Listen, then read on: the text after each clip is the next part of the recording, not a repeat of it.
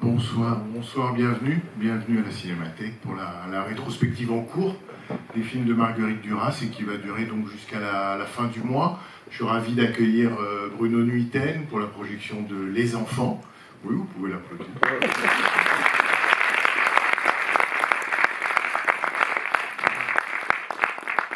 Merci. Voilà, Bruno Nuiten, vous le savez, réalisateur, directeur de la photo, et pour ne citer que les films avec Marguerite Duras, je pense que celui-ci était votre cinquième au milieu des années 80, une collaboration, une compagnie de Marguerite Duras qui a commencé avec La Femme du Gange en 74. Je vais tout de suite, Bruno, vous laisser la parole pour présenter le film. C'est un film donc, qui est tiré d'un conte pour enfants de Marguerite Duras qui s'appelle A Ernesto, et le film lui-même a donné lieu à un roman, Pluie d'été, paru en 1990, écrit évidemment par Marguerite Duras aussi. Voilà, j'en dirai pas plus sur le film parce que je ne l'ai jamais vu, je vais le découvrir ce soir. Donc je vais laisser Bruno Nuiten en parler. Enfin, vous avez tout dit, donc j'ai plus rien à dire. Effectivement, c'était un conte pour enfants. Bon, c'est pas ça. Non, en fait, non, j'avais envie de présenter le film parce que Marguerite avait dit ce sera le dernier, il n'y aura plus de film après, j'arrête le cinéma.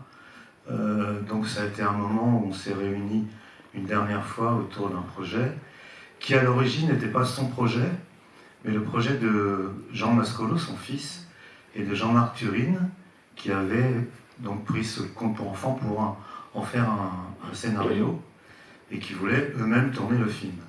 Donc elle a participé, je crois, à l'écriture, elle a participé à la préparation, puis au dernier moment, elle a dit bah, « c'est moi qui vais le faire ». Donc ils sont restés avec elle, mais comme co-réalisateur ou comme comparse, je ne sais pas exactement comment a été défini leur rôle dans le générique.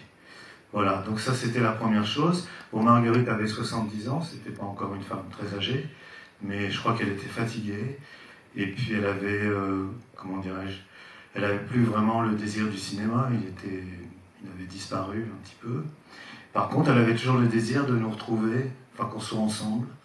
Donc j'ai plutôt le souvenir d'une partie de campagne, c'était un peu à la campagne, c'était plutôt en banlieue d'ailleurs.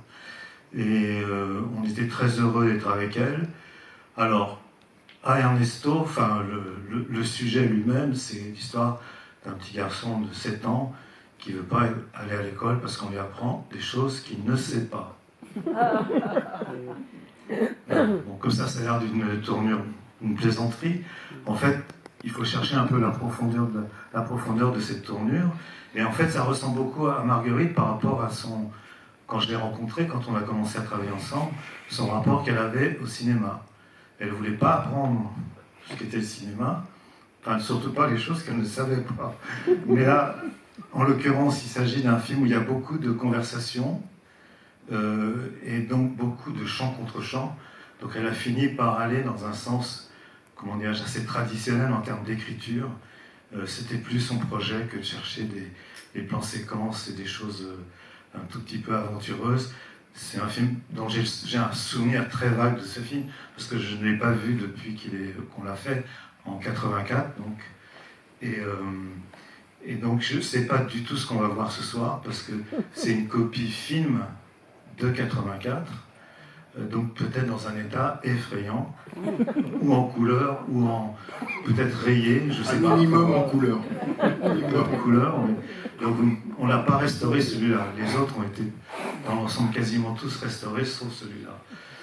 En dehors de ça, c'était aussi pour moi un peu mes adieux à Marguerite, dans la mesure où en dehors des tournages, je ne participais pas beaucoup, enfin j'allais pas souvent chez elle, je ne faisais pas partie de la cour qui avait autour d'elle, et puis en plus, la présence de Yann Andréa l'avait beaucoup isolée, notamment de tout ce groupe de jeunes gens qui l'entouraient à l'époque. Et pendant le tournage, et je terminerai là-dessus, elle m'a dit « j'ai une surprise pour toi ». Et un matin, elle m'a amené le tapuscrit de l'amant, que j'ai lu le soir, évidemment. Et le lendemain, elle me dit « alors ?» Bon, je lui dis « c'est formidable, c'est très bien ».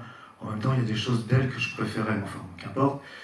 Et puis, elle dit « c'est tout ce que tu as à me dire ?» Et je dis, attends, en plus j'étais toujours un peu... C'était difficile de parler à Marguerite des choses qu'elle écrivait. Donc le soir, je relis le truc et je tombe sur la page de garde, je vois qu'elle me l'a dédié. Et je pense que c'était une façon de me remercier du travail qu'on avait fait ensemble, du temps qu'on avait passé ensemble, et peut-être de l'histoire d'affection qu'on avait eue l'un pour l'autre. Voilà.